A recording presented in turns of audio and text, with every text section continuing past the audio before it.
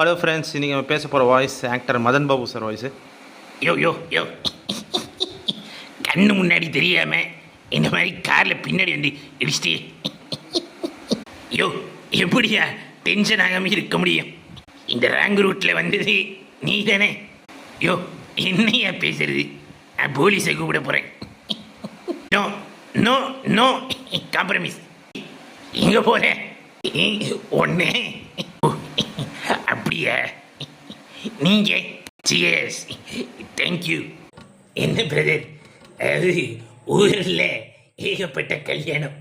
எந்த கல்யாணத்துக்கும் யாராலுமே போக முடியல. ஏன் சொல்லுங்க? யாருமே கூப்பிடல. அதாவது பாம்புக்கு என்ன நோய் வரும் அப்படின்னு ஒரு தண்டை கேட்டேன்.